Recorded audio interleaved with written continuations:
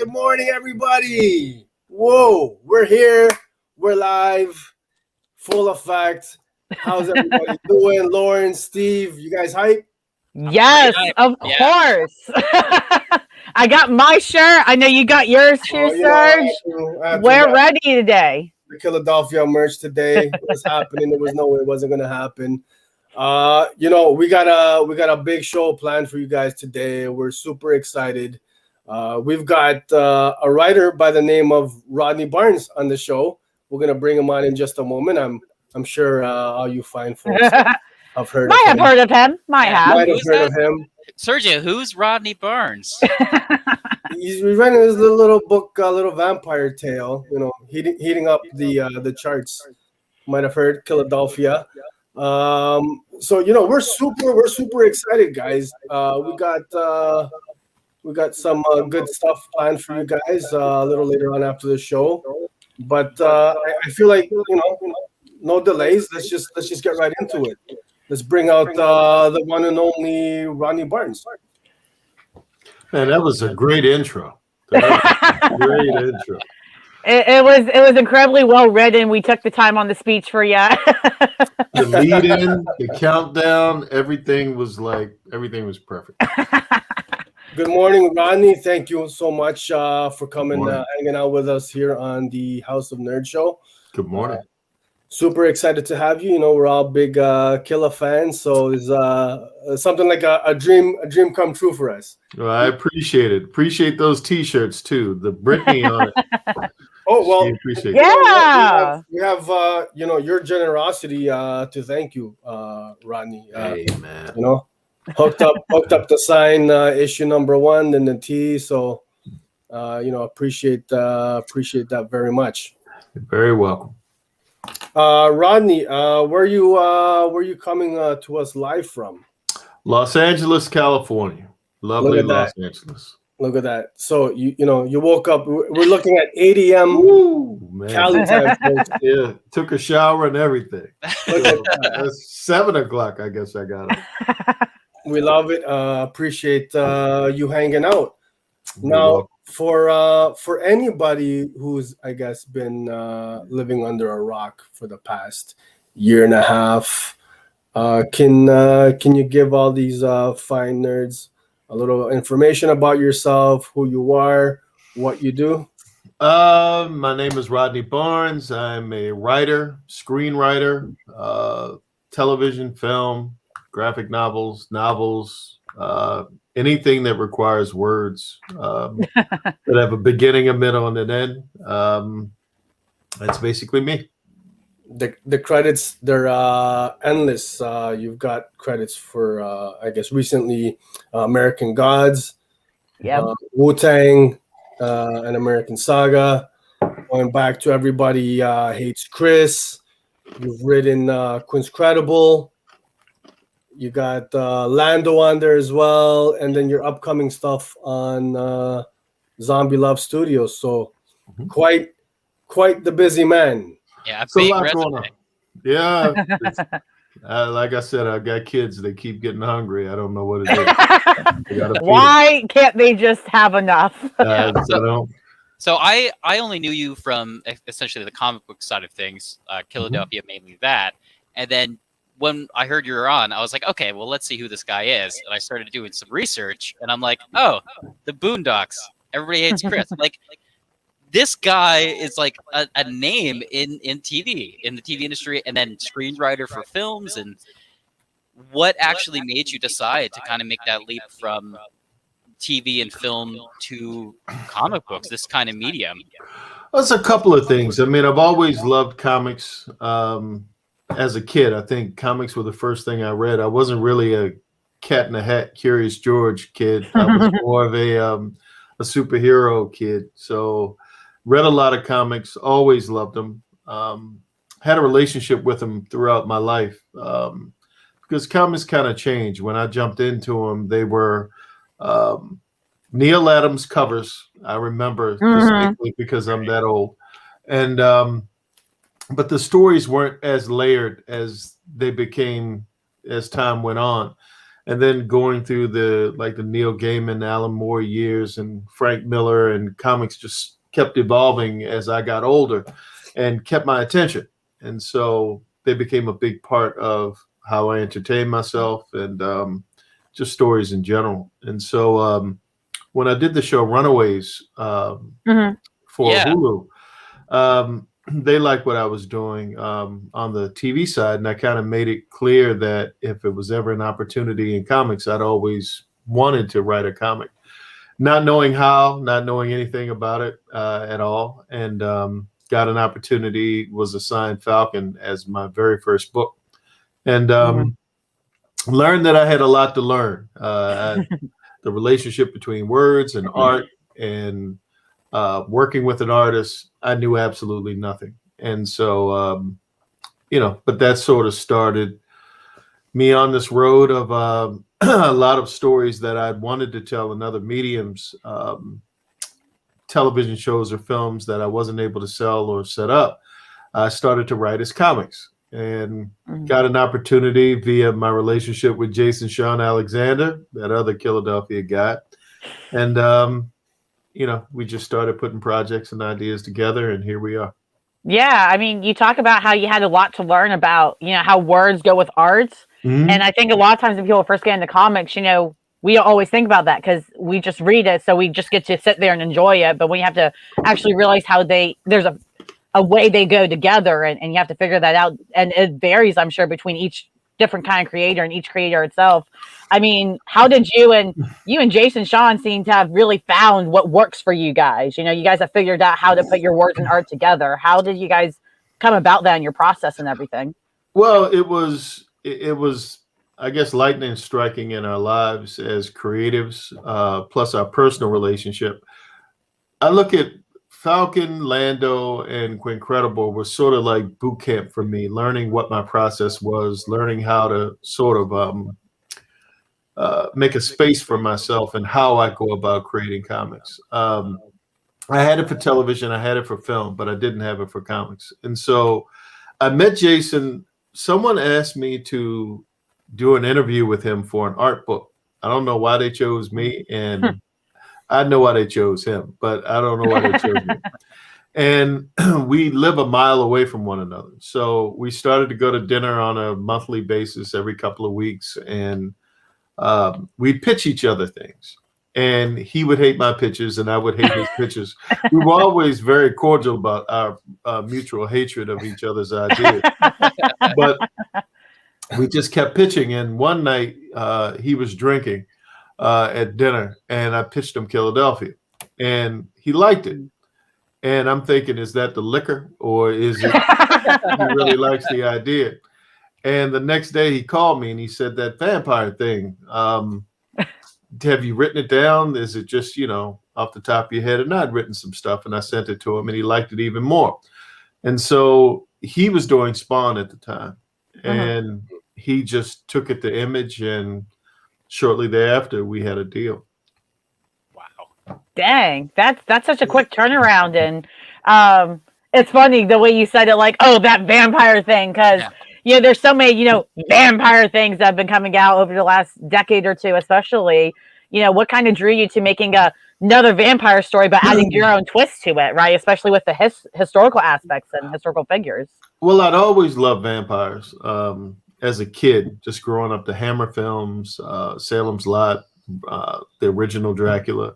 That was sort of my thing. Vampires were monsters that could think and calculate, and most monsters just come after you.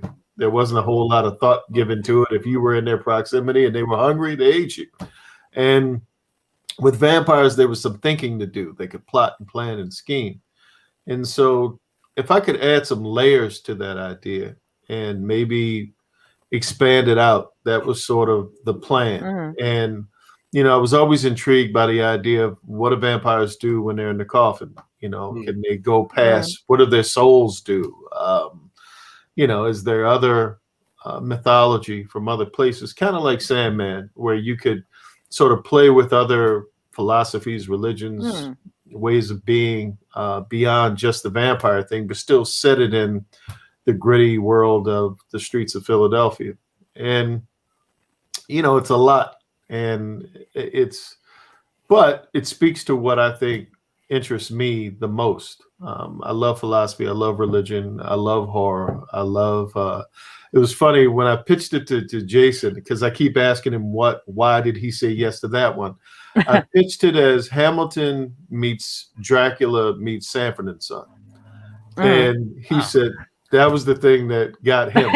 So I was like, okay, I got to shorten my pitches.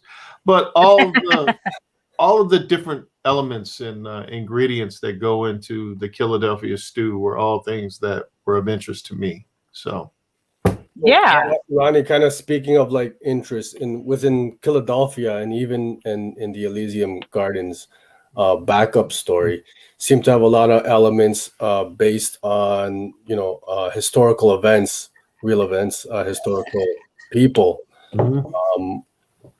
Was that born out of a natural kind of interest in history yourself? You consider yourself a history buff? Yeah, I some of the ways history is presented, like certainly the way it was to me in elementary school, high school, middle school, it wasn't very interesting. There were some things I learned a lot in personal study and through movies, quite frankly, of those Ken Burns documentaries and different things. Love them, yeah. And I always felt like because vampires were so, they're immortal. So you've got all of this time and space that you can play with, that why just limit it to, I've been in a coffin for 200 years and I wake up, I just need some blood. What happens during that period of time while you're walking the earth? And the Anne Rice books, yes. The Interview with the Vampire and Memnoch the Devil and the different ones, they sort of speak to history in a way too. Theirs is a lot more personal too. The characters involved, like their romances and different things that they go through. So my thing was more, how could I present it in such a way where history is a character within the story? How can I use history to speak to the motivation of what, the founding fathers or whatever political figures that are involved at the time, that they're connected to, they have a vested interest in the history that we're speaking to. That was interesting to me. Absolutely. I think for me, my favorite elements are, one, the relationship, the dynamic between the sangsters and those historical elements that you throw in there. Something like even in the backup, you've got the main, those four main characters, the werewolves. Are they the history is based on like the Moorish conquest of Sicily? Yeah. Yes. Yeah. Okay. And that was more of, I didn't want to, oftentimes when you have African-American leads in books and they deal with history, invariably you have to go to slavery or you have to go to the same territory that everybody minds and tell those types of stories. And I wanted to go to a place like before that to where you didn't have to deal with slavery. So the perspective of the characters could be different to where when they come to modern day and they come to California and now Philadelphia, they're not burdened by the same idea of the way history is. The trauma that they face is different. It's more of being ousted from their clan and from their people, and now they have to deal with this curse of being werewolves and trying to connect to a world versus being connected to a world and trying to figure out how to change that world. And so it's another way to play with history. I think Killadelphia and the Killadelphia books and the stories that go with it, all of them to lesser or greater degrees will deal with history and will deal with some aspect of how history has affected how they view the world. I love it. And then you have that, like you said, normally you have these black characters stereotyped in a way, but then you have these Moorish werewolves who were kings and conquerors in their time, and then they come and they're in LA, and sign of the times. You've got all the racial tensions and definitely different position statuses in the modern times versus back in 900 or whatever the year was. So That was definitely an interesting element for me. Thank you. Speaking of Elysium Gardens and Killadelphia, I almost feel like there's gonna be an intersection of the two stories down the road. Is that something maybe you can get into or tease for us? There could be. I mean, they exist in the same time-space continuum, so anything could happen. I think right now both have their hands full with what they're doing, and if there's a way to put them on logically or plausibly, who wouldn't want to see vampires and werewolves I was gonna say in space? Yeah, I mean, you just have Underworld. The whole battling it out. I mean, it'd be like a Rodney Barnes crossover. Like, who doesn't want that? Hey, there you've got the other crossover book for him. Why can't you do yours? Yeah, that's very true. That's very true. I got excited when I saw the Philadelphia. Yeah. It's gonna happen. It's gotta happen. Yeah. Hopefully down the line we'll get to see that. That makes me feel like when I watch the Arrowverse shows, I'm like, oh, but they're going here. Yeah. They have to see these people, and then they don't cross them over on the show, and I'm like, what was the point? Yeah. Why do y'all gotta do this to us as fans? Yeah. But yeah, with Killadelphia, I mean, the way you're weaving the plot is incredibly interesting to me, because half of that I'm like, okay, I could see where this is going, and the other half I'm staying here like, but what's he gonna do with this? You had that first arc come in, and the second arc you had some magic and exploring, hell and stuff, like that, different domains. That was completely different. What made you, like, especially for the second arc, want to go that route in terms of adding all those other elements in? Well, it's a couple of things. I mean, like I said before, I'm interested in so many different things. And oftentimes books that have Black leads are limited to the street or whatever the straight ahead narrative is. And I didn't want to put any limitations on the book or how the story was told. And I have this thing. It's in television as well. My partner on the Lakers show I'm on right now, Max Borenstein, he wrote the Godzilla and Kong movie. Incidentally, too. He will tell you that one of my big things is never doing the same thing twice, or trying not to do the same thing twice. And always looking, when I approach a story, how can I tell this one differently than the one that was told prior to? So I never wanted to become predictable. I never wanted to become the type of storytelling where you can figure out what's going to happen next. It's like you would never have thought, okay, he's going to go to hell, and he's right. The river Styx and all of that stuff. I'm always looking for those types of things, again, from history, but now I'm talking about mythology, and not so much just like the founding fathers and that stuff. So anytime that I can use that stuff to kind of throw a wrench into where you think it's going, always looking to do that. Yeah, and myself and Lauren were talking before the show. Sorry, Lauren. You're good. One of the best things is that all these wrenches you're throwing into the story, like, definitely we're getting the unexpected. With the first arc, you had the magical element being brought into it, and then now we find our characters, your characters, in purgatory and hell, and potentially, these demons maybe coming up, joining this war on the surface. So it's definitely it's not a straight up vampire story by any means, in my opinion. And all these different things coming into play, it makes it so much fun as a reader, not knowing what to expect, and just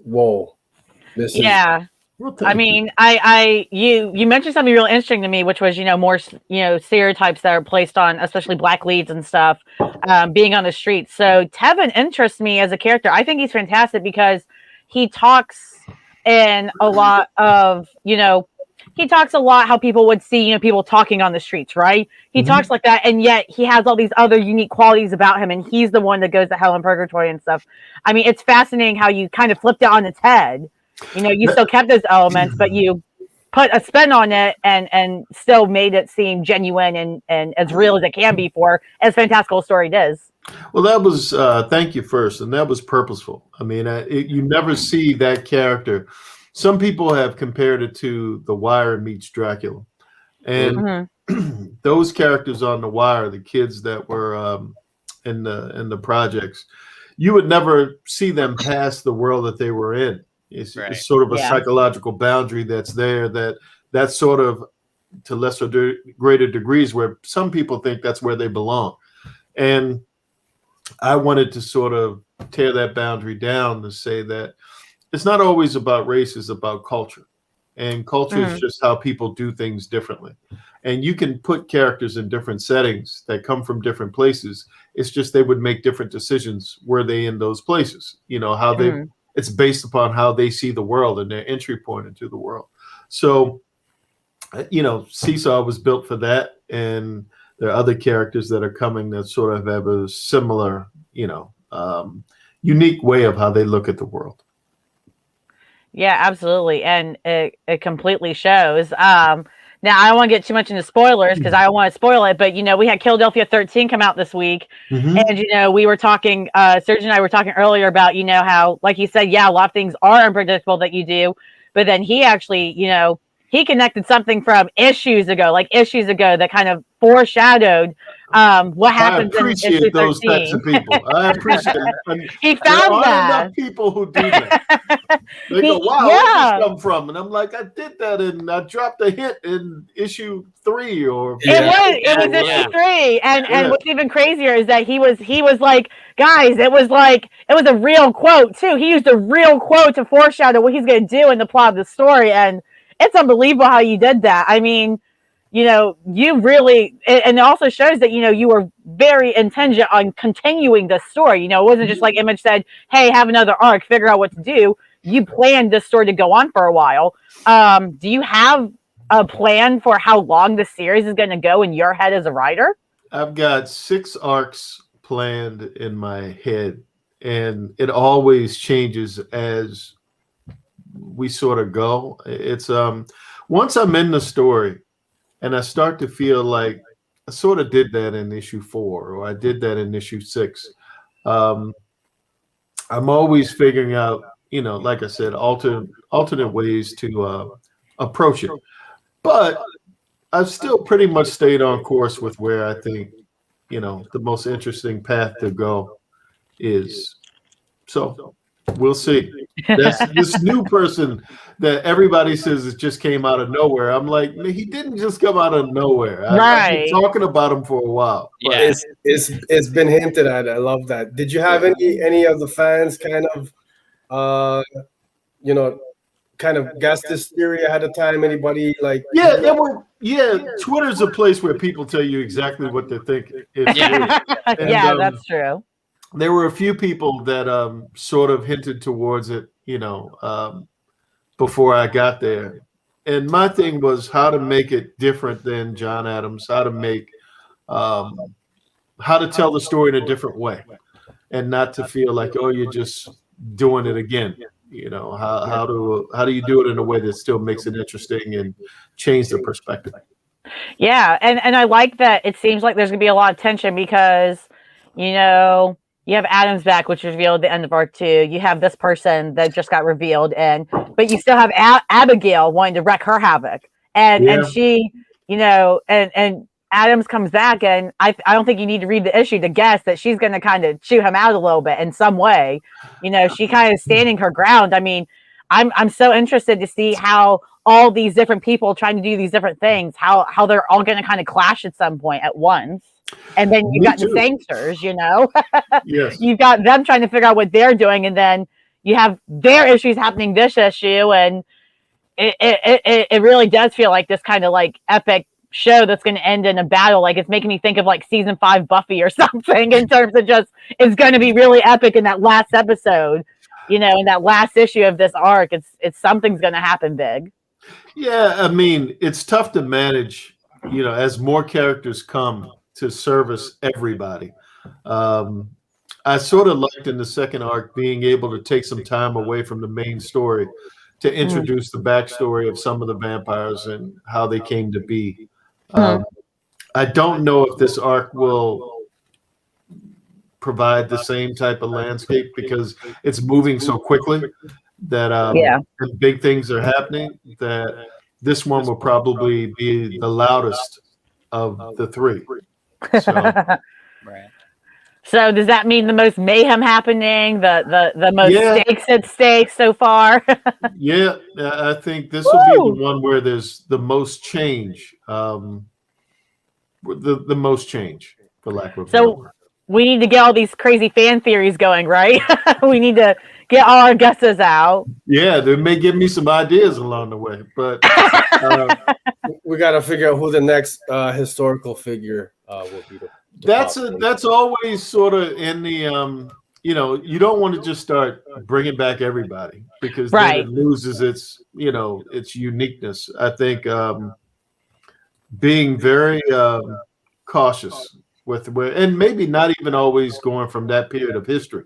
They've been around for a long time, so there are other periods to deal with and other types of folks to bring into the fold. And the whole thing is whether or not they fit into the idea of what the Killadelphia world is. It's like they can't just come back just to come back. Somehow they have to be connected, and somehow they've already been introduced. You just didn't pay attention. Now I gotta read everything with a magnifying glass, Rodney. God dang it! They're three or four. That have been introduced, but you didn't know that they were being introduced. They just kind of mentioned as we went on. We're gonna have to make a video where we just comb through with a magnifying glass everything in Killadelphia and rip it apart. It's totally the only way. We got an episode there. We're just gonna decipher everything and start to throw those theories out there.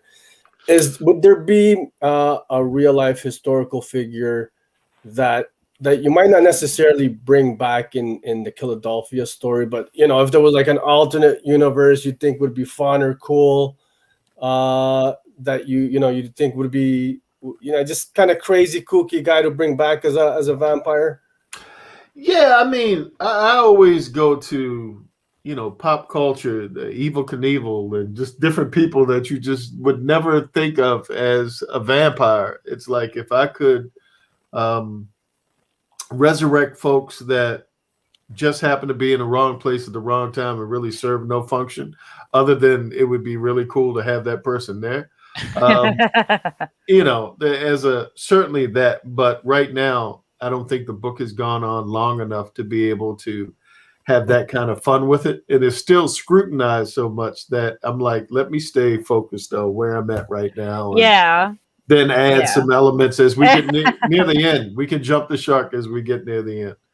Absolutely. Yeah, and Killadelphia, if I remember correctly, it's being developed as a TV series. Is that correct? Yeah, I finished the script a few weeks ago, and okay, so you're writing on the show. Yeah, I would write it, create it, run it.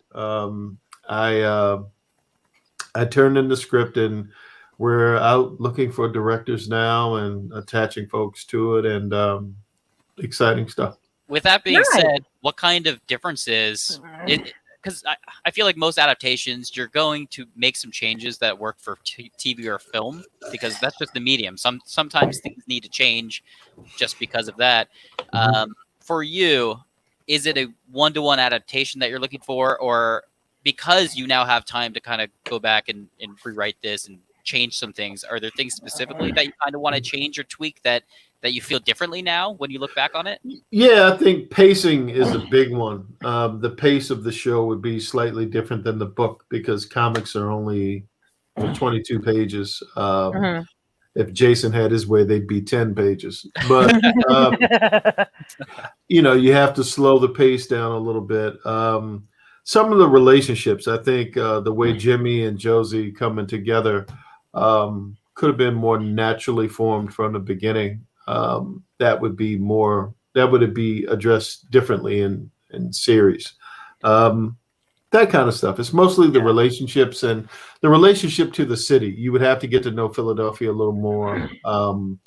The geography, how the city works, the rhythm of the city, that kind of stuff takes time. And, comics don't always lend themselves to being able to give you that type of time. But that stuff. Yeah. Also, it allows you, certain episodes you could have the perspective change from character to character to allow the audience to know them better, to be inside their head a lot better than maybe following one protagonist in the comic.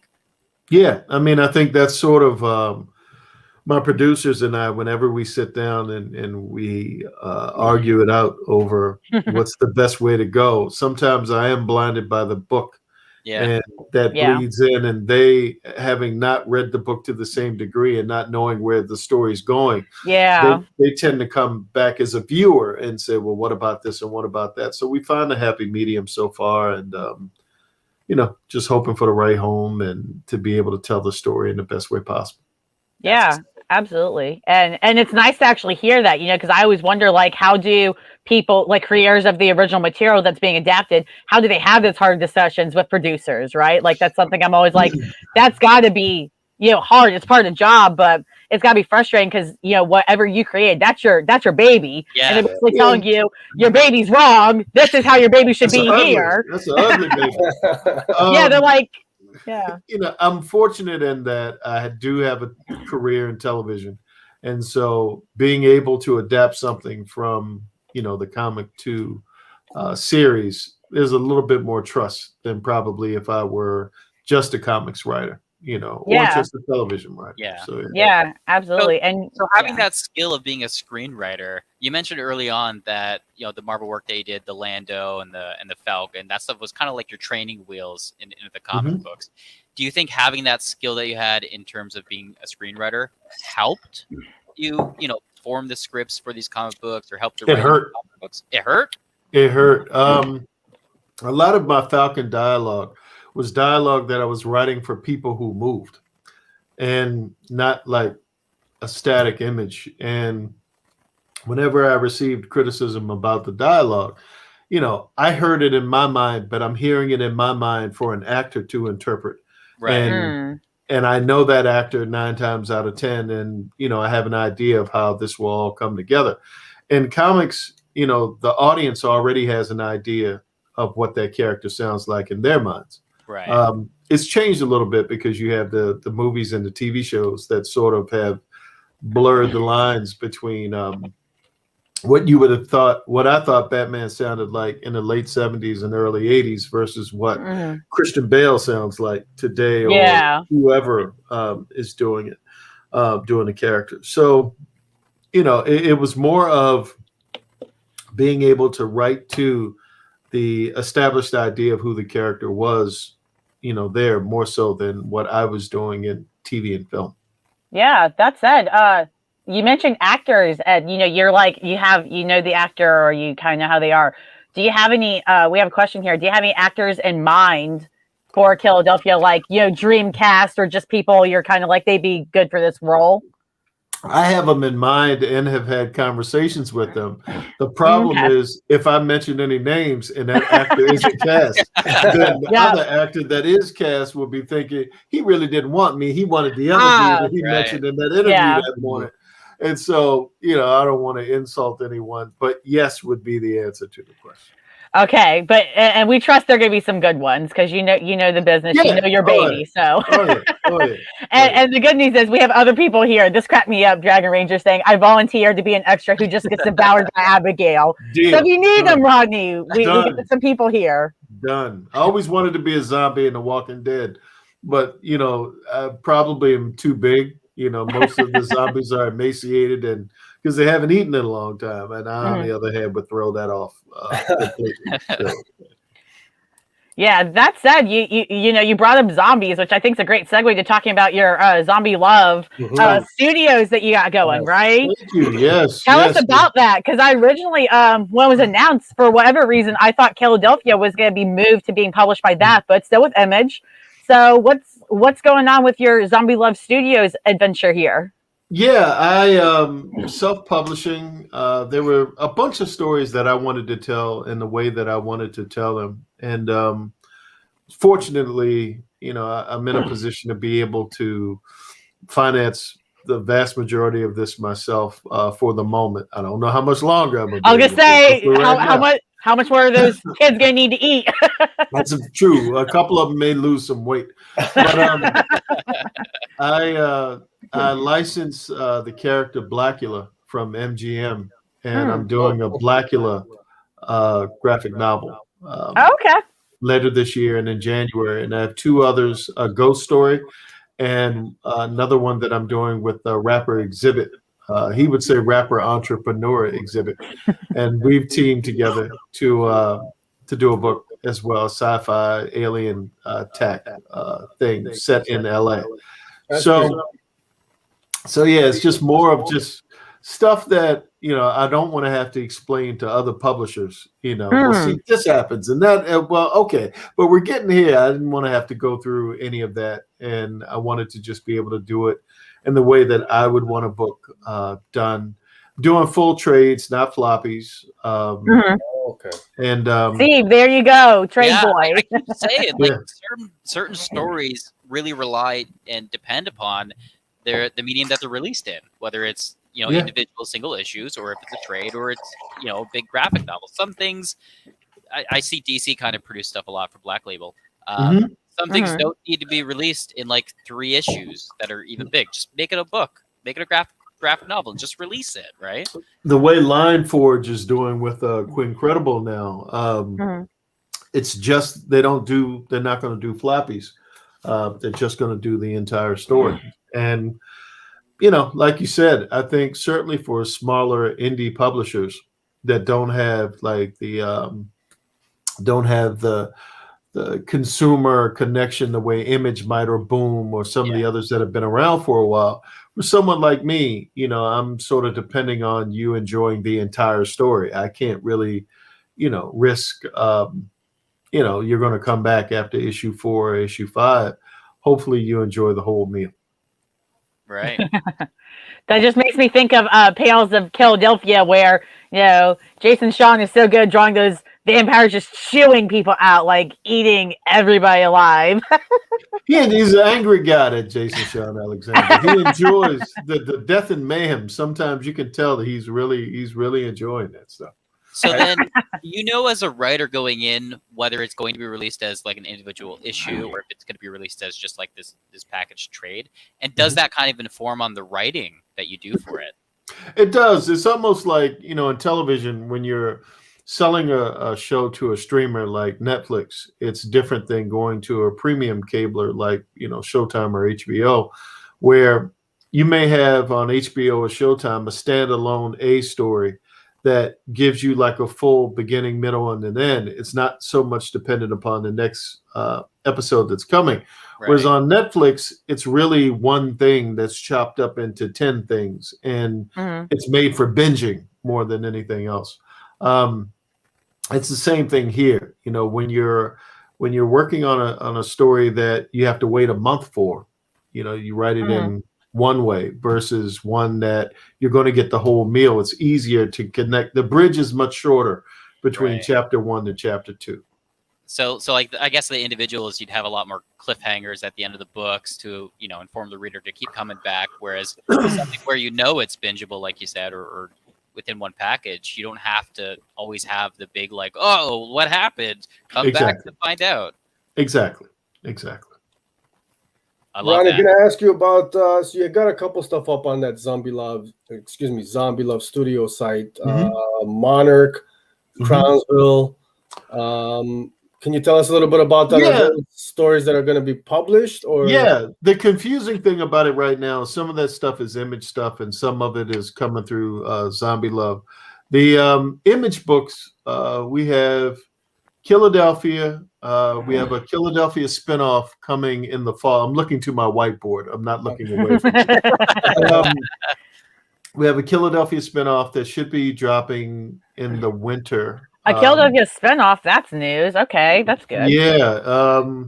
When Jimmy Sangster left Baltimore, he left someone there that was very important to him. And so there's something going on in Baltimore.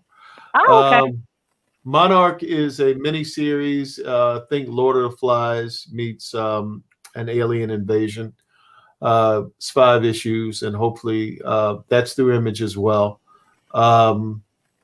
Elysium Gardens is coming back. Obviously, you know, you guys have seen 13. Those are the Image books, and Zombie Love, there is Crownsville, which is a haunted mental asylum.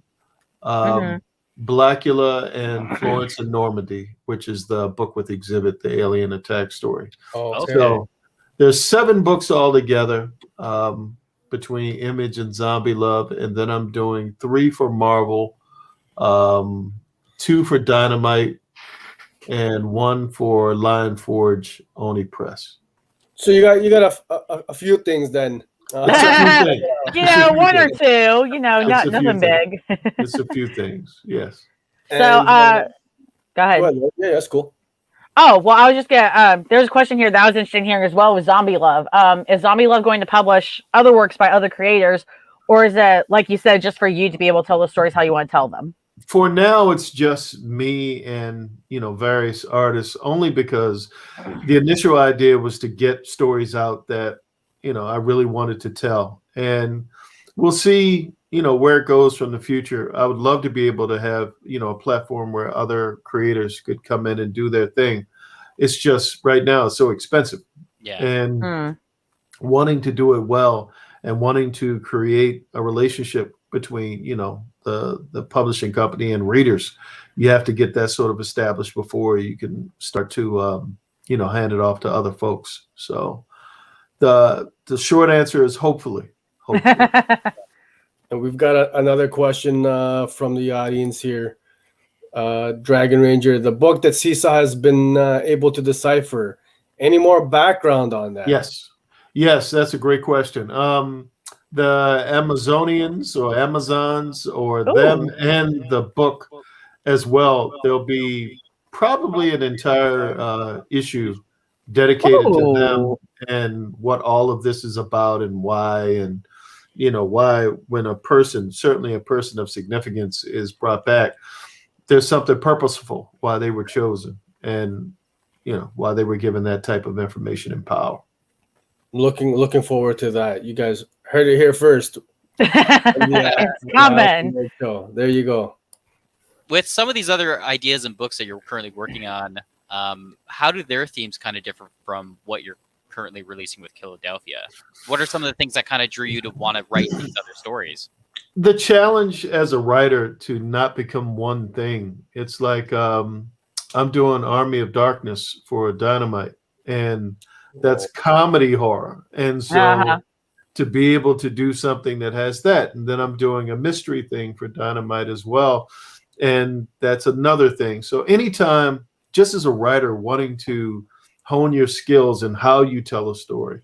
If I was just writing Killadelphia all of the time, I probably would just fall into, you know, that very narrow pathway of telling that story. Right. But wanting to be better really requires, you know, the stuff in the Star Wars world has its own tone, and it's not just the storytelling, it's the way the story is told.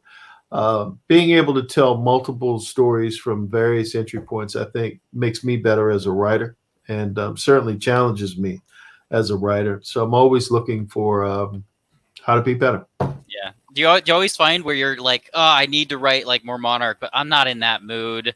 Or you've got all these different projects going on. You're like, I'm in the mood to write this today. Well, unfortunately, the way independents work, you really don't have that luxury. It's like, even though some is Image and some is Zombie Love, you know, we're fitting the bill for all of this stuff. So if you've got an artist over here waiting, you know, letting him wait isn't good business. So you have to continuously crank out material. So I wish, you know, I will say sometimes if you're not in the right headspace, or I'm not in the right headspace, and I write a script and it's not my best, I'll go back like a week later and continue to refine that script until it's better and it's better and it's better, to where I think it represents my best effort. So so you kind of got to push through that and just force I turned into Jason last night. I rewrote Killadelphia 15. Let me look. 15. I rewrote it last night just because there were elements in it that I felt were rushed. So nobody asked me to, but I just Just felt Well, like. and now we're all gonna sit here reading that issue, wondering what did he change? Yeah. What was it before? It's a big thing happening in 15. There's a huge. Oh, thing okay. in Oh, that's that's happens in 14 too, but 15. That 15 is going to take you someplace. Is 50? So that gonna be like a turning point in some way? Like we're all gonna go, oh shit. Someone is coming. Ooh. Someone that you never would have. If I said that there were slight hints along the way, this is the slightest of hints. Oh, this is exciting, y'all. We gotta go back and comb through these issues and try to guess who's coming in 15. You heard it here first. Somebody's coming in 15. Somebody is coming. Each issue, and perhaps the audience member who gets it right, we're gonna throw you guys a free copy of. Right, we might as well. Let's do it. I'll buy you guys a T-shirt too. Shoot, take it. Like if you can figure it out. Or just throw wild guesses. Cleopatra. I think that'd be cool. No, Rodney told you no. I expect him to just be like, you never know, but no. Not Cleopatra. That would have been fun. I always wanted to ask you. For me, Killadelphia issue number 1, I was hooked from the first page. I don't know, Steve or Lauren, if you guys want to throw up that very first page from Killa number 1. You've got the little Easter eggs in the back up here. Let's see if we can get that up. You got MJ and you've got their Nirvana poster. Iconic. I was hooked. First page. Whose idea was that? Was that something in the script? I think it was in the script. I think I was describing his bedroom, and so that was where that came from. Okay, I dig it. So I take it you're an MJ versus LeBron debate. You're gonna side with? Oh yeah, I have to. I love LeBron. I think LeBron's fantastic, but he doesn't play like Jordan did. I mean, Jordan was more constant adrenaline, competitive fire, and LeBron is more calculating. LeBron is more like a point guard. He spreads the ball around. He's a floor general. It's not as much on him. Yeah, court vision, all of that kind of stuff. So yeah. and then he's just an athletic freak of nature. I mean, the guy's just a tank. I don't know how some size moves like that, but we're kind of we're moving away from the. I mean, podcast now. I mean, you said a tank that moves, and it just made me think again of Brittany, like right here. Like she's tiny, but oh my god, like I would argue she's probably one of the most savage characters in the entire line. Like, when she has her moments, she has them. I mean, I would love. I want to see more for just ripping into people. You could do a Brittany spinoff. Like, I would read it. We wanted to do standalone Brittany books. Blame Jason, whose schedule is so busy that he doesn't have time. Jason, come on, we need it. We have talked about doing like a standalone Brittany book, a Toppy book, just for one shot, just one shot to come out and complement the other story. But so many hours. He doesn't have time for a one shot. Oh man. I was gonna say we got the comment here. That panel with Brittany and she had the child in her arms. I think is one of the moments. No, she had her in her mouth. It's like you said, just between her teeth, just chomp. That's one of the few panels that I think it was drawn the way I thought in my head. Like anytime I hand Jason a script, it always comes back in a way that's actually better than what's in my head. Like he does, choices he makes are like, but that panel was exactly that sequence of first it was a cat and then it was the little girl. It was exactly the way I thought it would be. So he changed it from the cat to the girl? It was in the beginning in that story. The girl comes into the room and she sees her cat in Brittany's mouth. Right. Okay. Yep, and then that's how the girl comes in. Yeah. And then the parents come downstairs, and now she's in the mouth. But yeah. Yeah.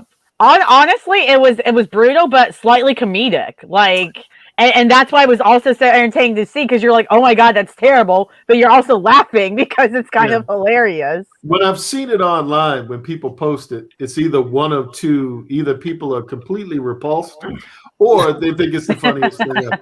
So there you go. I love it. I've noticed people are like that about a lot of the art in this, like the Jason Shawn does. Like either people are really like, you know what, even if this is my favorite style, it works, it's great. And other people are really like, you know what, it's just not for me. You know, and you said you really pitched this directly to Jason, like, you know, and it sounds like you had him in mind as the artist, clearly, right? Did you ever think somebody else could illustrate Killadelphia? No, because I've been to Jason's home and I've seen his fine art, and you know, it's a lot of Jason is great at capturing trauma and sadness. If you look at the expressions on the faces of the sangsters and you know the emotional stuff that they're going through, I wanted Killadelphia to be that in different hands. You know, the action stuff I won't say is easy to capture because I can't imagine being an artist. But there are books when you see a lot of vampire books or horror books in general, where it's a lot of action, it's a lot of mayhem and killing and all of that. Very little emotion. I wanted there to be a natural balance. And in order for it to work, you have to really believe that these people are under duress emotionally in order for the horror and the trauma to register. And Jason's ability to capture emotion in that way to me was special, and I can't imagine. I wouldn't want to do it with anybody else. Right. Don't tell him I said that. Yeah. It's too nice, right? Yeah, exactly. I can't let up on him. Wait till he's had the liquor again, and he hopefully forgets. And he captured Drake's emotion there on stage in that one panel. That's Blake Scott. That's Blake Scott. That's not Drake. It's Blake Scott. Yes. Where did that idea come from? Because myself and Steve, we're both from Toronto, so you know. He's a hometown guy. So, man, you're killing us over here. You know. It's Blake Scott. Everybody loves Drake. Who would want to kill Drake? Right. That's right. Blake Scott. It is. Yes, but I think for me the idea was I started thinking about Sangster Senior hates hip hop. So that kind of lends itself to I like that idea, you know, just generationally that you have a young guy, his son loves hip hop, his dad not so much. That generationally to be able to have that divide. Then it was like, well, what if I took that a little bit further? It was sort of like the mittens and the little girl in the mouth thing. It sort of takes on a life of its own and be a nice little sequence to see Blake Scott die. That's right. Yeah. I mean, and you mentioned, you know, the emotional part of Killadelphia, and you know, we talk about the art, we talk about the story of the vampires and nagging historical events, but like, you know, the father-son stuff especially really hits in the emotional stuff. I mean, even the emotional stuff amongst the vampires, all of them trying to figure out why they're doing what they're doing, why they are working with, you know, now Abigail, why they aren't. And I mean, there really is a lot of emotional and philosophical thinking going on. You know, did you really want this to be like, for example, like a father-son story? And, you know, did you really want to make sure the vampires were actually thinking things, not just brutal and we're going to kill everything just for the hell of it all the time? Yeah, I mean, the father-son stuff is based on my relationship with my father and my relationship with my son and our relationships to one another. And I think my best work is when it's a little cathartic. And so being able to sort of navigate those emotional chords in us, you know, lends itself to helping the characters feel more real.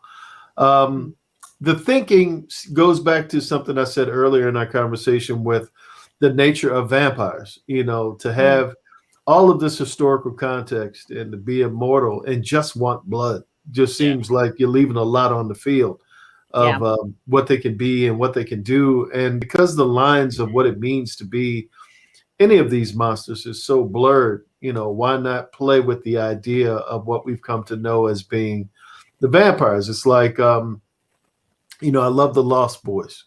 And, you know, to think that vampires are riding around on motorcycles and I guess the San Fernando Valley, and looking for new members to join their little gang. That was kind of cool to me. And anytime you could deviate away from the idea of just a really sexy guy waiting for a woman to go to sleep so he could bite her, being able to evolve past that idea to something else was always the goal. Lost Boys, one of the best for me, probably the best vampire flick out there. And then you had the kids, right, who were all into comics and stuff. So yeah, I mean, it fits perfectly. And with the father-son relationship, one of the things I really enjoyed, they had I guess at the end of arc 1, they began to repair the relationship, begin to understand each other. But I love that the fact that when he's brought back in arc 2, there's still, that whole lifetime of pain, damage done to the relationship. So it wasn't just a simple, things are better now. And it made it that much more real, that more raw and believable for me. Any relationship that has trauma at its core, or trauma is a significant factor in, I don't think it's easy to just wrap it up in a nice bow. Like you do that on TV, to where we make up, we're good, we're going to stay married forever. This is fantastic. And invariably, the things that disrupt those relationships that come back, because they're deeply embedded in the psyche, they come back again and again. But I think the commitment to continuously working on those things are the things that gives us hope. And, as people, that life can be better, the world can be better, and all of that. But it really takes a commitment, to whatever the nature of friendship, marriage, father, son, etc. Yeah. And it's interesting to see how that the commitment in different relationships is different. I mean, because again, with the father son, then you had the vampires you talked about. It's interesting to see how passionate and emotional the vampires get. They're not just bloodsuckers, and they're just like, oh, I want to rule, versus like Dragon Ranger here mentioned, when Jupiter comes to Abigail and she just snatches him up and puts him in his place. I mean, you have these people who, on the one hand, if you just looked at that, you would just be like, well, they're just, it's just an argument, whatever. But it's like, no, they actually care enough to do these things. It's like, real, it's like humans today. We argue, leaders argue and stuff. It's the kind of thing. Vampires have their own way. I would argue, their own culture, right? Well, and they're trying to figure it out. Yeah, I mean, I think to that last comment, the way Abigail sees it is, and she's mentioned it with Toppy and she's mentioned it with Jupiter, certainly that holding on to human emotion is sort of the thing that's detrimental to being a vampire and embracing immortality. The funny thing is, she's probably, held on to her anger and frustration as much as anybody else. But, that narcissism of being able to look at others and project onto them how they think the world should be. But I like differentiating the thinking patterns of how the leaders view the world versus how the rank and file sort of go about seeing their place in the hierarchy of things. But I like for each vampire to have a theme. Like Toppy is angry because of what happened to him. Anger, frustration, betrayal, any of that stuff certainly put them on the path to becoming vampires in the first place, and not really being able to shake that stuff. Immortality doesn't. The way this started too with the father and son aspect of it was, my father's passed away, and I always wondered, if he was still alive and we had more time, would we be able to heal some of the stuff that happened between us? And whether you have a day, whether you have 100 years, it's really up to those two people to want to mend those fences. And so I felt like this was a great way. Like, Jimmy has more time with his father now than he would have had if his father he'd come back to Philadelphia and his father was just dead. Yeah. But that said, if his father isn't open to the idea of mending that fence, it'll never get mended, regardless of how much time they had. So, yeah, absolutely. And I like that you take so much into thinking patterns, and that's what makes a good writer, right? Because there's different ways to write characters and to engage them and to build characters and all these things. but you really focus on the why people think the things and how they think about things. And it really shows in your work, because we get so attached to characters that, you know, we've only seen even like 3 out of the 13 issues. We're still talking about those characters. Like Jupiter hasn't been around for all these issues, and yet he's such an impactful character. So, you know, thank you so much for doing all that and keeping it going. People ask about Jupiter. Jupiter is based on a real person that was really Thomas Jefferson's friend. That's all. Okay. Wow. Okay. Yes. That's interesting. Yeah, you have even Thomas Jefferson's, I guess, his mistress, right? Sally Hemings. Yes. Yep. A lot of these real I thought I had to look back. I had to Google like TJ and the U.S. because I was like, no, they weren't. There was never that group. There was never I saw Woodstock, and I was like, was that like? No. Would have been cool. That was just fun. That was me embracing the 70s and For sure. I'll take giving it. something to do. I'll take it. Can't go wrong. Absolutely. Rodney, before you get out of here, was there anything that you wanted to plug? Where can the people find you? Or I did want to ask you, what's going on with the upcoming the Lakers project? We have shot probably as of this 4 episodes. We'll be shooting until October. We should probably air in March of next year. It's a really big show. Takes a big bite out of my life, but I enjoy it. Sure. But yeah, we're shooting now. We shoot every day. Excellent. Sundays, but yeah. Looking for, and that's on the Showtime era of when Dr. Buss drafts Magic Johnson, you know, buys the Lakers, and moving towards Bird and Magic and all of that stuff. Awesome. Did I see correctly? John C. Reilly's going to be playing. He is. Buss? He is Okay. Dr. Buss. He is Dr. Buss. Can't wait to see that. Yes, he's great as Dr. Buss as well. I'm sure, for sure, absolutely. Did you guys, Steve, Lauren, anything else before we get out of here? No, I just wanted to thank you for coming on the Right. show. You're very welcome. Thank you for giving us your time. I'm awake now. Now I have to figure out what I'm going to do with the rest of my day. For the rest of the day. We did our job at least, so you can get through your Lakers shooting and everything. Goodness. Yes, you did. Yes, you did. Where can everybody find you, Rodney, on social media or all that good stuff? At the Rodney Barnes for Twitter and Instagram. RodneyBarnes.com and ZombieLoveStudios.com for the websites. And I'm around. You can find me. I would like to know, before you get out of here, where can people find footage of your acting? Oh my God! I spent hours searching the internet. I couldn't find anything. In the movie Bulletproof, I am about to rape Adam Sandler, and Damon Wayans saves him from me. I find the money in the movie. I got the hookup. Long story. They needed somebody, and I was standing in the right place at the right time. The biggest news is I'm actually acting in the Lakers show. I'm the head of Lakers security.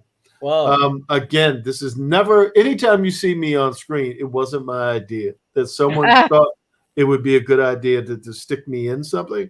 I did not ask to be there, but I will be in that. So you can find me. It's just you have to have a very discerning eye. But yeah, I'm gonna keep an eye out for that Bulletproof scene. Bulletproof is the one. It's been on cable. I showed my kids the other day. They were like, "Wow, that's you, Daddy."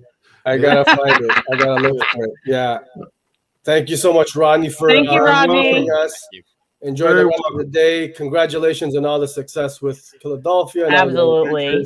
We all love it. Can't wait to see the rest of the future for that world. Likewise, looking forward to coming back and talk to you guys again. Thank Absolutely. you so much, we might be trying to get you too soon with 15 or cry afterwards. Well, after 15, if you just yell or make a sound, or something, I'll hear. I'm sure you will. Thanks again, Rodney. Thank you, Rodney. Guys. You take it easy. Bye now. Wow. That was Mr. Rodney Barnes, y'all. That was cool. That was dope. Big name himself. I can't believe he took time out of his busy schedule, especially just after waking up. So I can breathe now. Man. Yeah. I was like, a lot of Killadelphia news, a lot of stuff to kind of look forward to with that. I didn't even know about the Killadelphia spinoff, so now I'm ready for that. And Jason never wants to give me those one shots. Jason, I'm looking at you. That's the I believe that's the Nita Haas, the spinoff for Killadelphia. Yeah, I believe that's the one. But yeah, I mean, for sure, man.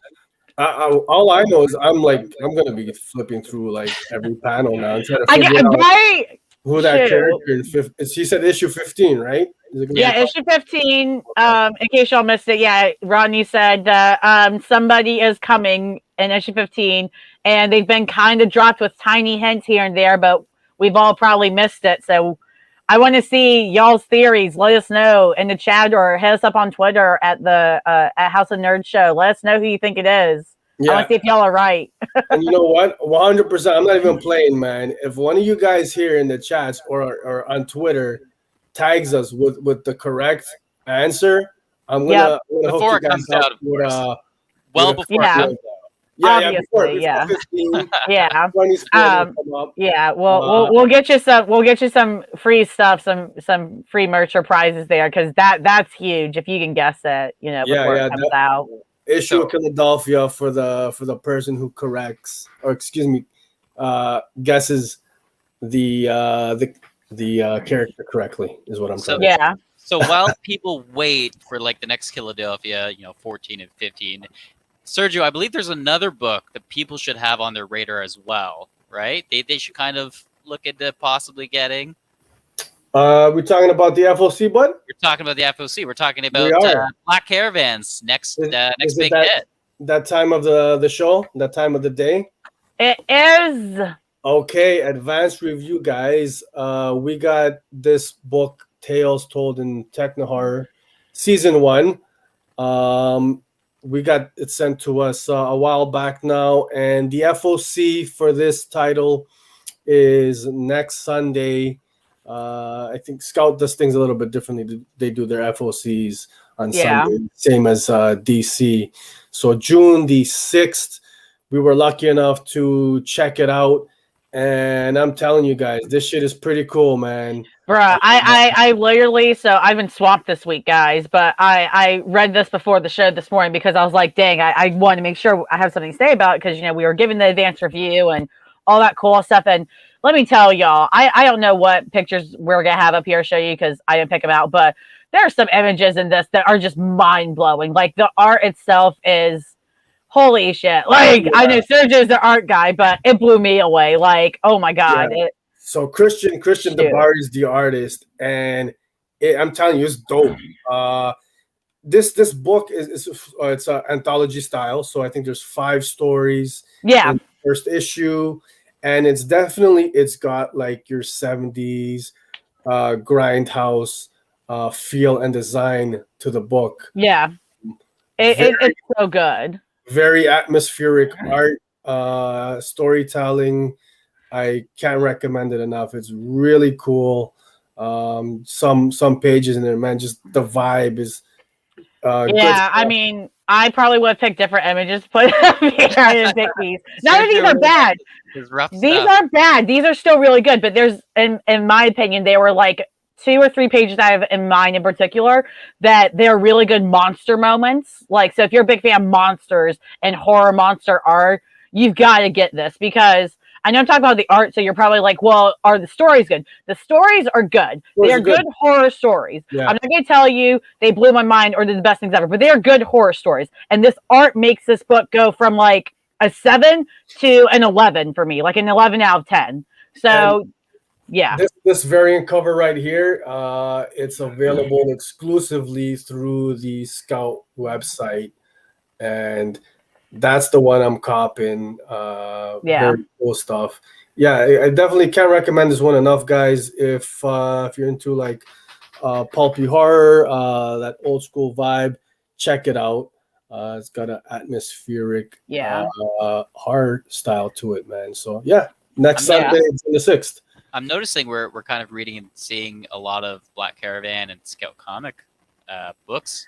Scout Comics they're making money moves, man. Like they're really pushing as a publisher, and then the Black Caravan imprint. So I'm loving seeing all that, and I'm loving seeing all these different comic book writers and artists that a lot of us don't know yet really getting a platform off them. Like they're starting to get there. It's awesome. Phantom Star Killer drop last year, or I think it was earlier this year. From the same label, so a lot of good stuff, man. Maybe Scout, give us a shout, man. I like that. I like the alliteration there. Scout, we're digging your work, man. Let's make that hashtag. Make it happen. So y'all definitely, if you like great art, you like good horror, you like the 70s, 80s vibes, beautiful coloring, solid stories, check it out. Obviously, cutoff date, like he says, June 6th. The code is down there on the little scroll thing. We'll probably mention it again next week, right on the cutoff day, just to remind you guys real quick. But yeah, it's so good, y'all. Like I can't believe how much I enjoyed it, because I'm not even the biggest horror person. I'm not the biggest anthology fan, but I really dug it. Yeah, it was cool. Check it out, guys. Next up, what do we have, man? Steve. Yeah. What's happening, baby? How was the TO Comic Book Club chat this week? Let us know. Well, I mean, you were there because it was one of your favorite books of all time. Right. Blue and Green. Beautiful book.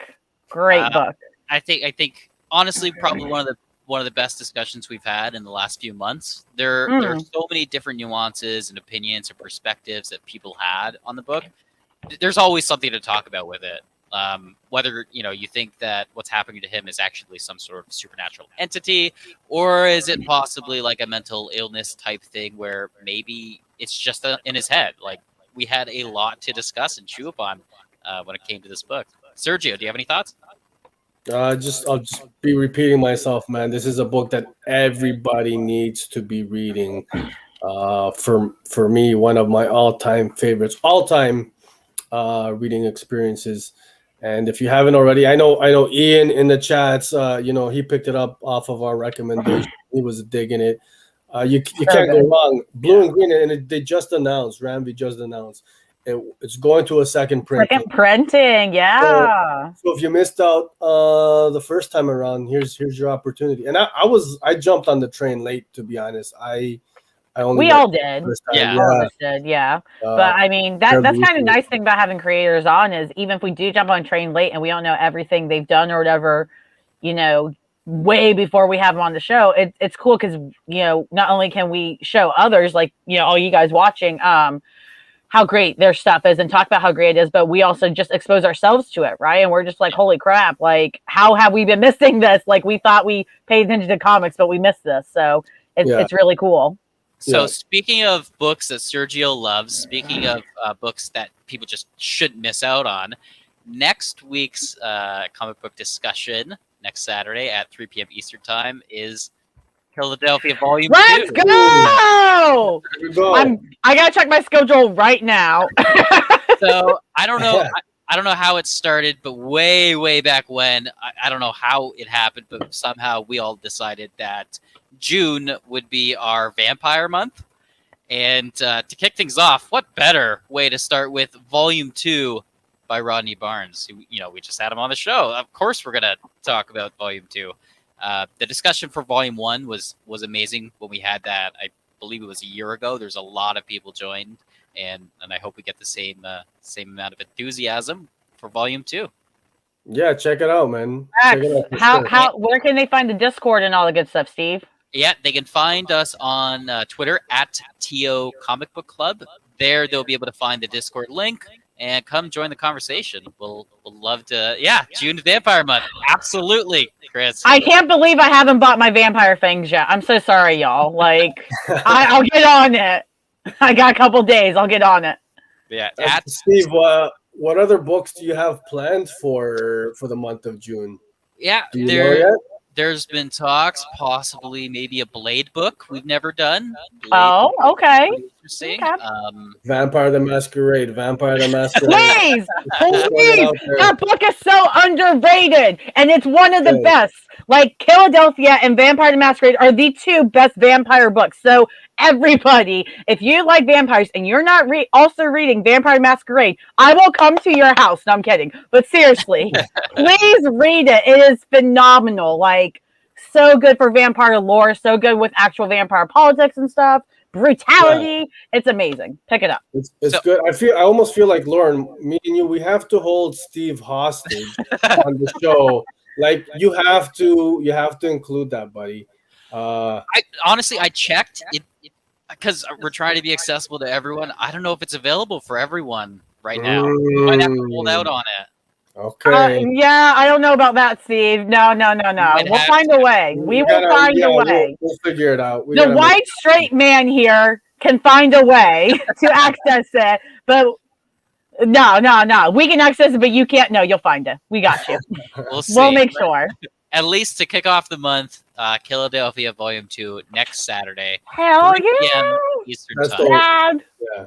It's good, and it's so it's a Discord voice chat. It's no picture or anything like that. You don't even need to change how you. Yeah, you don't gotta change that, or you're like you're yeah, you don't have to shower. I mean, you probably should, but you don't have to. Nobody's gonna know. So I was at the discussion naked the whole time yesterday. So as usual. Yeah. I couldn't tell tell at all. Probably better that way, Steve. And before we move on to the next segment, where was that? Boom. I'm telling you guys, blue and green. Miles Davis in the background. Thank you, Ian. Sergio, you need to get a sponsorship just for blue and green itself. Like, I should, man. You know, you'll be the spokesperson. Image has gotta send me some comps. You know, they should make a blue and green Spotify playlist for the perfect songs to show. Sergio, you should make it and tweet it at Ram B. Yeah, at Ram B. I'd be down for that, 100%. Yeah. I'm surprised that something like that hasn't already been kind of curated. It might be. You know, I wouldn't be surprised. I wouldn't be. For sure. Next segment. What do we have? Oh, it's Copper Drop. Copper Drop. Favorite segment. What do you mean? Sergio, how could you forget? It's my favorite segment. It is my favorite segment. Man, last week we decided to read Made in Korea #1. I've got my copy here somewhere too, man. That came totally Hold on a second. Mm-hmm. We decided. We decided. Hey. Okay. So, I decided because I'm a genius. Okay. I'm gonna be fully transparent with you guys. I did not get the moment to read Made in Korea. What are you? I know. You pitched it. You pitched it. It's my book. So I'm gonna need the people in the chat to shame Sergio because his pick won last week for Copper Drop and he did not read it. So like in What We Do in the Shadows, if you guys have seen that movie, it's hilarious. Vampires again. Shame circle, please. I can't believe you. Fully deserving. Man, I'm definitely gonna. I gotta put out some bonus content for. You had so much time this morning. Oh man! It's 15 minutes. I didn't even think to ask if you had read it or not because I was like, it was his pick. Of course he read it. He was so hype about it. 100%. Yeah. Oh, where did it go? Where did it go? Oh, is the shame? Thank you, Joseph, Alex. Thank you for starting the shame circle. We got another one. Yeah. How do you guys? Yep. It was full shame circle. Full shame.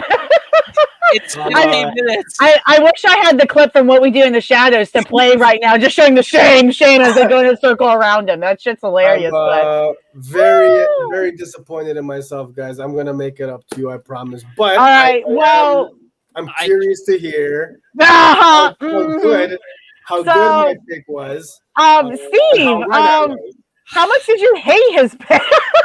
I'm so we could have been talking about a heavy metal band with a lead singer with a demon deal. I'm gonna make it up to you guys. Okay, but seriously, Okay. What did you think of Made in Korea? All biases aside, let's be real for just a second here. What did you think of Made in Korea, Steve? I'll disregard Sergio's whole thing. We're professional. Let's talk about the book. Made in Korea #1 by Image. I didn't hate it. No, okay. It might be harsh to start it by saying that, but I just want to lay a baseline here. Okay, I didn't hate it. I didn't absolutely love it though.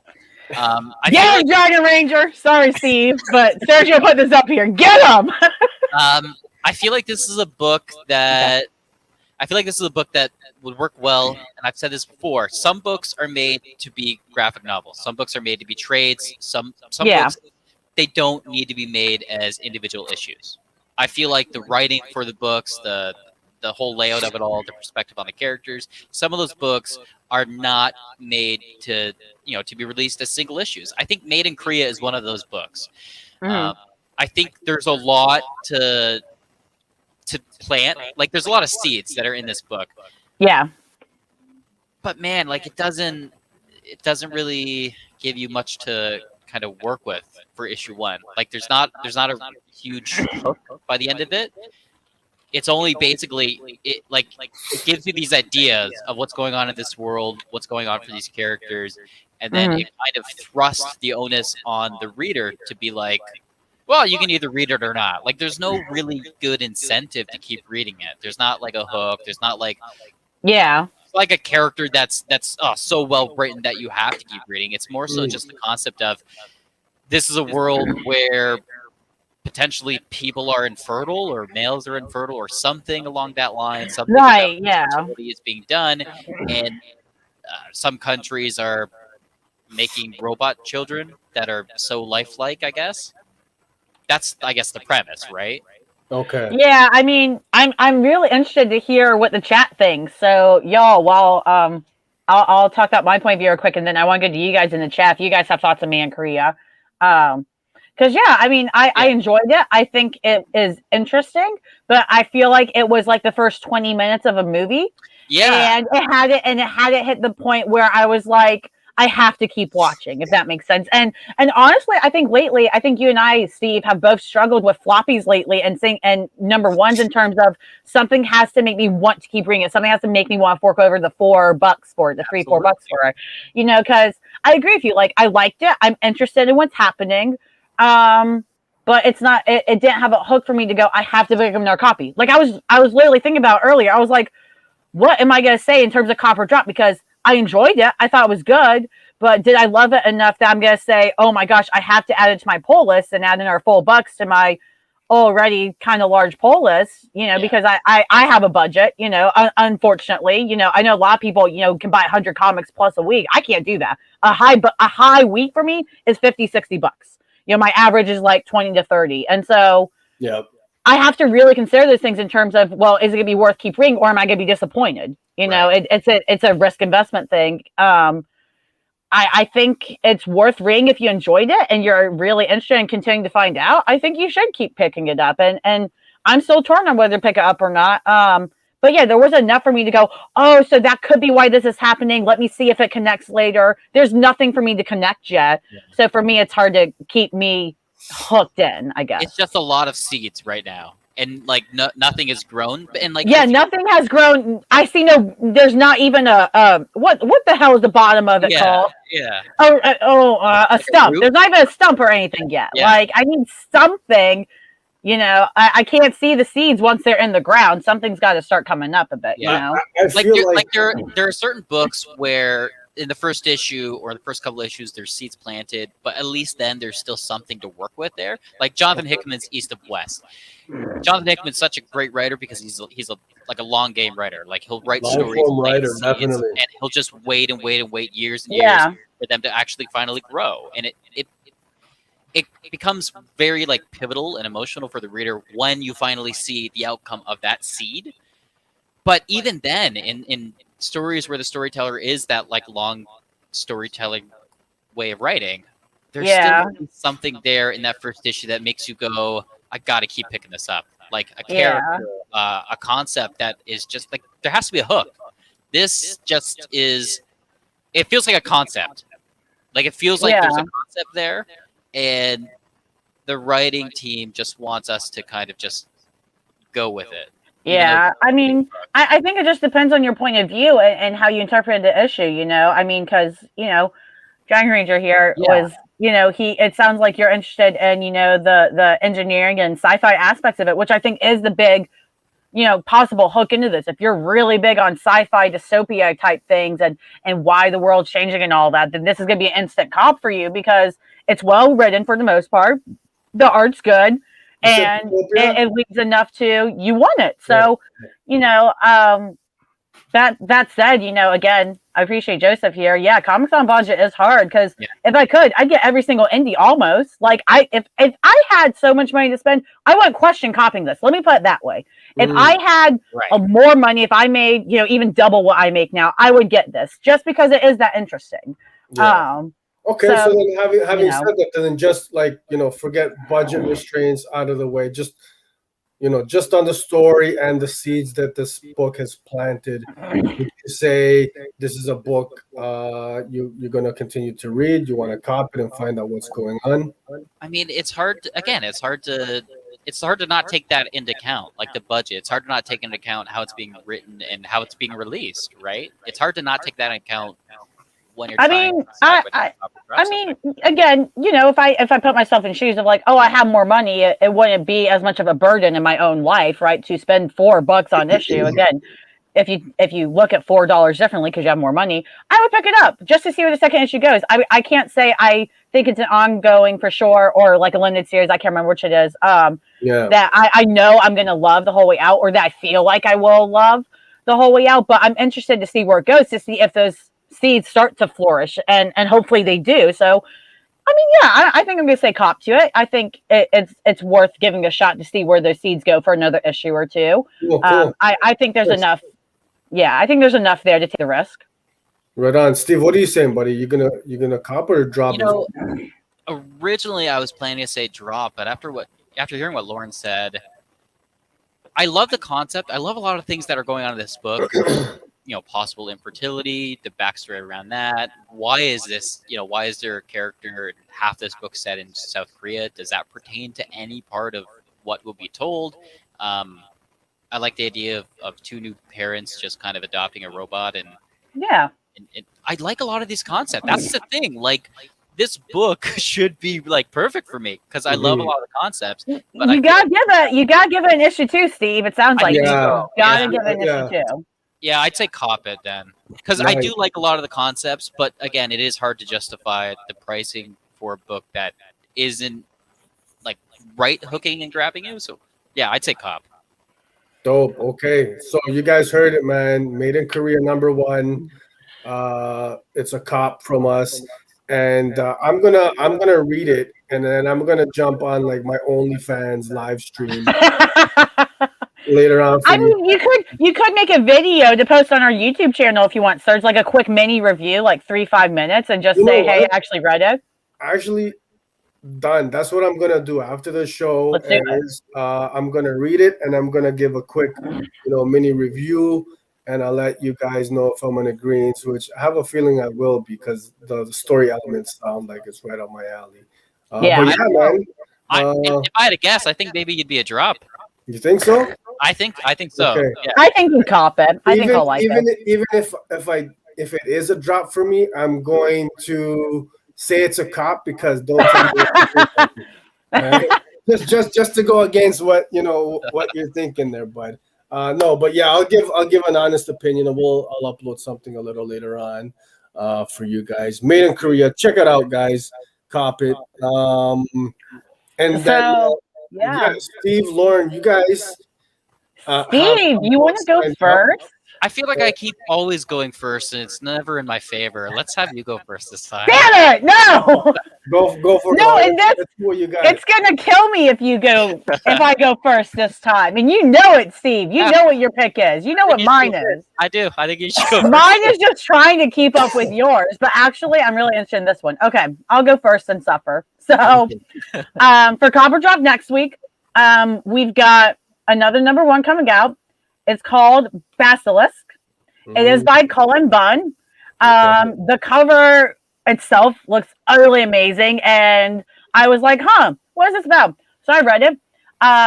So the synopsis for it is, who can stop the Chimera? 5 individuals bound by a cult-like hive mind. They terrorize small towns with their horrifying supernatural sense-based powers, leaving death and destruction in their wake. Reagan, one of the Chimera, escaped and has been hiding with her murderous eyes bound, overcome with guilt. Until now, when a victim from her past forces her to hunt down the other 4 of her kind. Now, what's even more interesting is that this series is recommended for fans of Killadelphia and Stillwater, and it's rooted in the way we process the world, our senses. So I think the fact that her eyes are bound and all that, and you can kind of see it on the cover with her green eyes there, it's really going into play into the world building in this. And I think that's what this has a lot to offer, is really great world building, really great ways of thinking patterns for characters. You know, all these great things we like that Rodney did.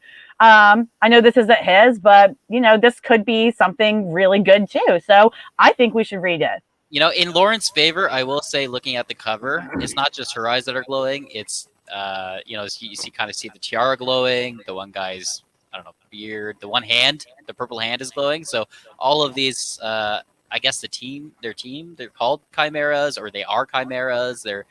That's an interesting concept. I'm gonna say that. My interest is piqued. Steve, what do you have? Her pick. It's picked. That's it, though. It's just picked. It's not what I got cooking up. No, but I have so much to say about your pick in terms of it's such an easy pick. Everybody's already getting it, Steve. Stop it. All right, so Sergio, you like James Tinian the Fourth, don't you? You like Something Is Killing the Children. You like horror and thriller type books. You like. We all do, Steve. Just get with it. The Nice House on the Lake, issue 1. We're already getting it. Move on. The horror book. The premise is about this kid that like nobody likes, but he's got this nice cabin. Cabin. I read all this stuff. Nobody likes it. No kidding. Continue. Sorry. The kid, he's got this nice house on the lake, as per the title of the book, and you know, a lot of the friends or a lot of his schoolmates or whatever are like, "That's a nice house. We don't like this kid, but that's a nice house." So a party is thrown, and they end up. Is it Mean Girls? They end up kind of going there. Horror stuff ensues. You know, at the nice house on the lake. It's a horror book. That's it? Just horror stuff? No other details? From the guy from Something Is Killing the Children. Like, I'm sorry. Like, do I need to say more? All I heard was horror stuff in a nice house on a lake. That's like half of all horror movies. I'm being an ass. I love James Tinian. I'm being an ass because obviously, who's not? I know everybody's that reads James stuff is getting this, but you know, it's everybody's already getting it. That's interesting. So, you know what?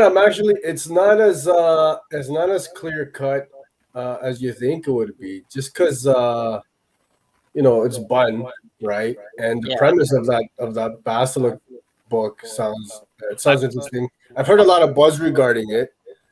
I feel like Fun is hit or miss. We know what we're gonna get with Nice House on the Lake, in the sense that, you know, it's gonna be quality. You know, it's gonna be a winner, right? A hit.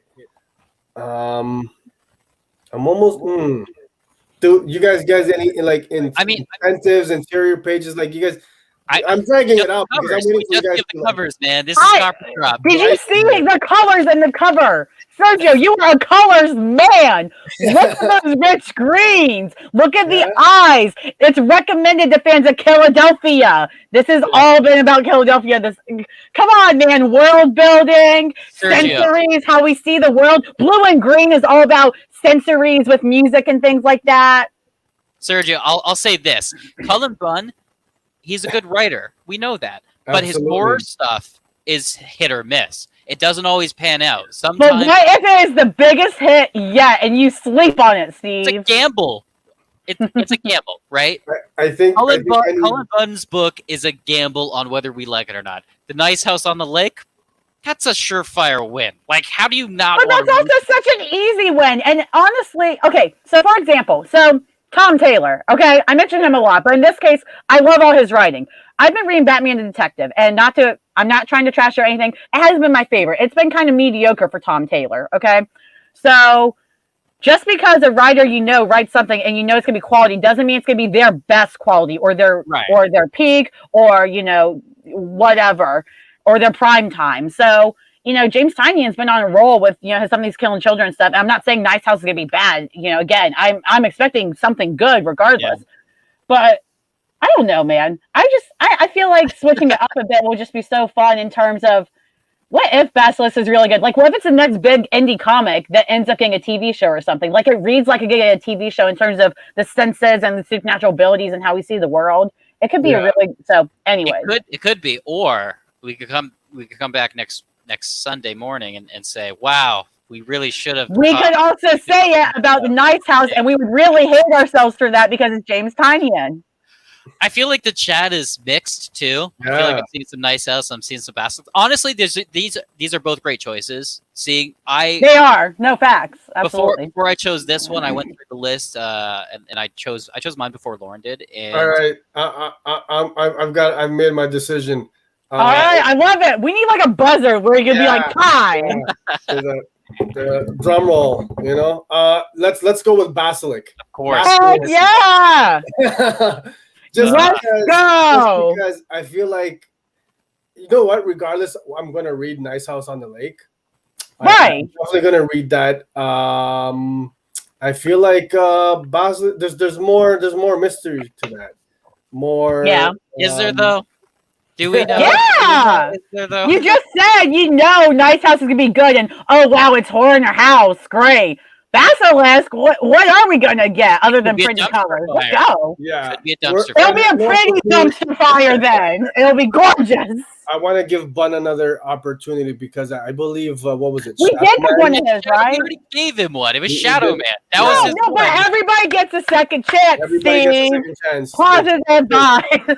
Tynion has not had a copper drop chance yet.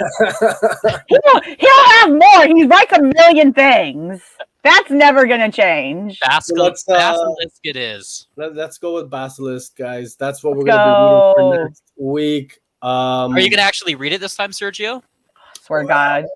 That should be the first comic you read every week is our copper drop from now on, Sergio. That's your punishment now. Yeah, I'm gonna definitely get to Basilisk next week. Yeah, I mean, looking forward to that. Let's do it. Very excited. Yeah, I'm excited. What else do we have? I think we're pretty much that's it. We had one more announcement because as of this morning, Sergio, I know you and I were especially excited. We have 101 actually right before our show subscribers on our YouTube. So that is so awesome. That is dope, man. Yeah, as usual, guys, we appreciate all the support and you guys tuning in every week. And I mean, we've only been up and running for this is our 7th episode.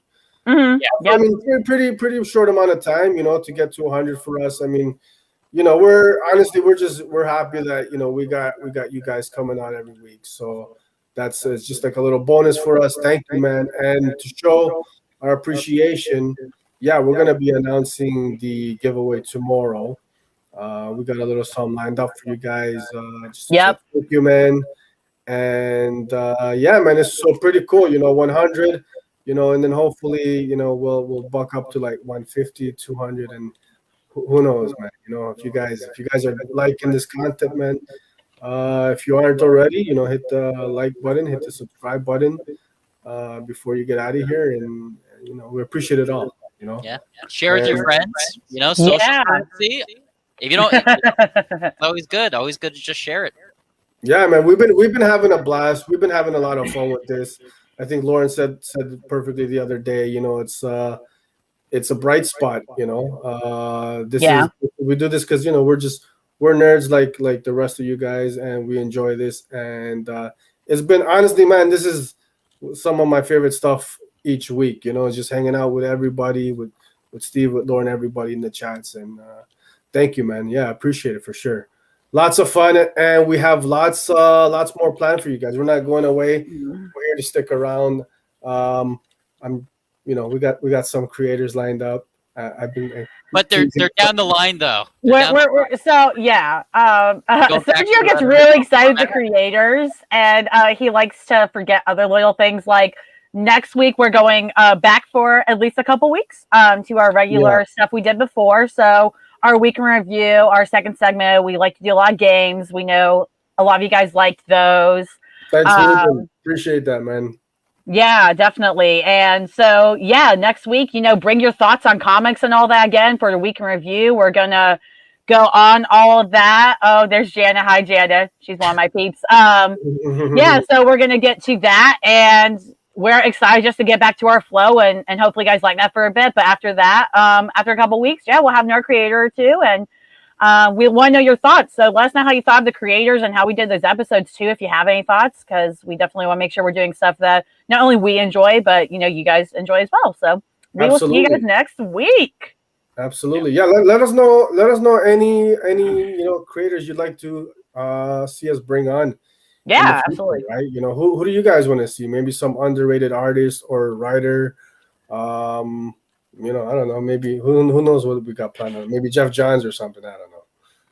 Sergio, you're trying to attack me. Stop it. We were so close to ending the show without you attacking me. Close. See you all next Sunday. That's it. It's a wrap. No. Yeah. Thanks again, guys. Next week, back to the regular programming. We're gonna. Yeah. Honestly, man, I've missed doing week in review like a proper. So we're gonna do that. Whole whack of books to catch up on. I'm excited to talk about and read them. That includes Made in Korea. Sorry again, guys. Swear to God. Swear to God. But yeah, I mean, I think that does it for this show, man. It was hype. We had Rodney Barnes on. That was cool. Thanks for everybody for coming out. Yep. Thanks for all the questions, y'all. I could tell he really enjoyed those. So yeah, there were some great questions in there for sure. So you guys came out. Thank you, Lauren. Where can everybody find you? I'm on Twitter at friendlynbhdbi and on Instagram at friendlyneighborhood. That's BI 3 times. Come follow me for chaos. That's all I do is just pure chaos. I'm sure some people hate it, but it's fine. I love it, man. Steve, where can everybody find you at? Yeah, they can find me on Twitter at StovePost, but more importantly, find TO Comic Book Club at TO Comic Book Club. Join the Discord, and we can keep this conversation going 24/7 in that chat. Absolutely. Next week, guys, remember Killadelphia Volume 2. We're gonna be that'll be the book of discussion, and you guys, already know where you can find me. Twitter, insert name Inc. IG, insert name Comics, and I got a Facebook store up and running. Check me out. Any books that you're after, any orders, pull lists, variants, whatever. I'm your guy. Always happy to help out. Connect quality books to all you fine people. Thanks again. This is the House of Nerd Show, episode 7. It's a wrap. We'll be back next week. Thank you. Thanks, y'all. Have a great one. Thanks for popping in on Sunday.